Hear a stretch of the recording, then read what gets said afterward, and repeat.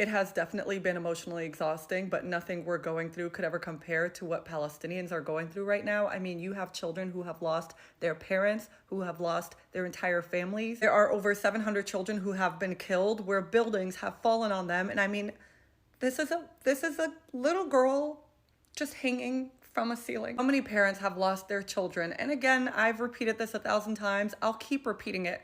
This is not new to Palestinians. I've seen people ask me, well, what's the difference between Palestinians in Gaza versus Palestinians in the West Bank? Let me introduce you to an American filmmaker named Abby Martin. In 2019, she released a film. It's on YouTube. You can watch it for free, and it's called Gaza Fights for Freedom. The documentary is an hour and a half long, and if you want to know what their life has been like in an open-air prison, I would highly recommend watching. For those who want to know what it's like in the West Bank, on August 7th, 2017, she sat down with Joe Rogan to talk about exactly what she saw with her own eyes when she visited the West Bank. After being there, man, holy shit, I feel like people have no idea I didn't even know what the hell was going on until I went to Palestine and saw how crazy it was. But what is it like? Tell me, give me your thoughts and your So experience. Everyone mistakenly thinks that Hamas like controls Palestine. That's not true at all. There's 3 different areas that were drawn up with the original partition. It's the West Bank, which is totally under military rule by Israel,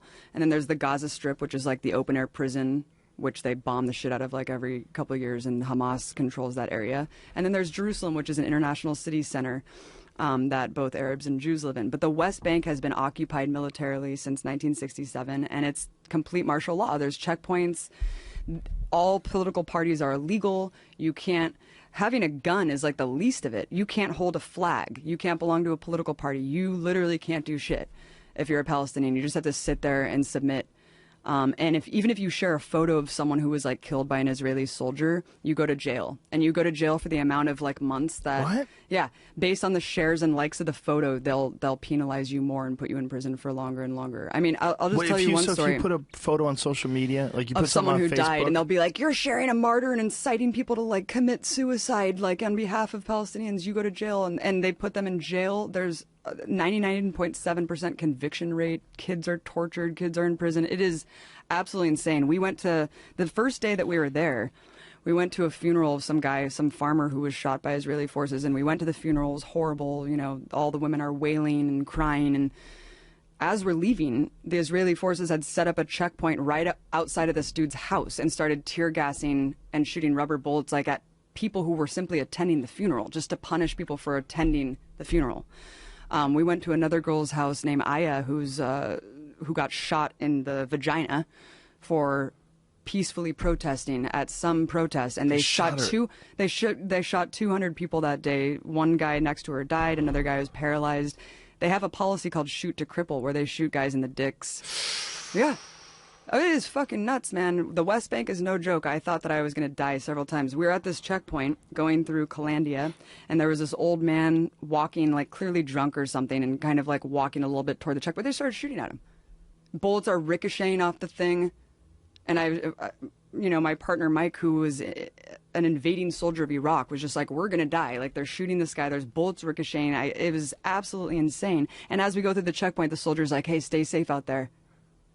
And I was like, yeah, when you guys are arbitrarily shooting people. And the person who was driving us had just told us that a couple months prior to that, some woman, Palestinian woman, because you can't go to Jerusalem. Like, if you're Palestinian, there's like barely any Palestinians who are even allowed to go pray at the most holy site, the Dome of the Rock in Jerusalem. You can't go to the beach. You're just completely constricted in a prison, and you can't travel. And he was just telling us that months before we went through this checkpoint, someone was going through the checkpoint because they got a permit to go into Jerusalem, which is like a lifetime golden ticket, like Willy Wonka.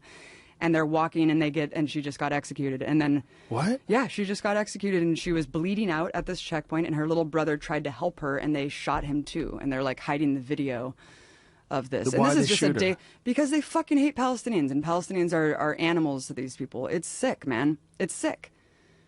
It's really, really sick, Joe. And I couldn't even get into Gaza. We were banned from going into this territory because I was told by the Israeli government that I was a propagandist and that I was like an enemy agent, and so I wasn't allowed to go into Gaza. So Gaza's hell, but the West Bank is under martial law, and everything's illegal, and you can't do a goddamn thing. By the way, all settlements in Israel are illegal.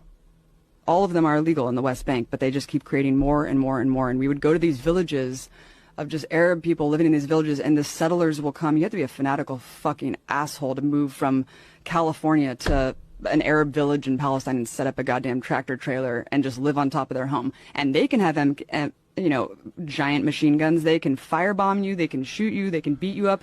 They're protected by the state. You can go with a tractor trailer, set up a home. The state immediately runs a water line, a power line, and a military outpost to protect you. And the Arabs are just sitting there waiting to get killed or attacked. It's absolutely insane. And the way home demolitions work are insane too, because like they either deliver a piece of paper with a rock over it, and they're like, here, if you find it, good for you, and if you don't, then you're screwed.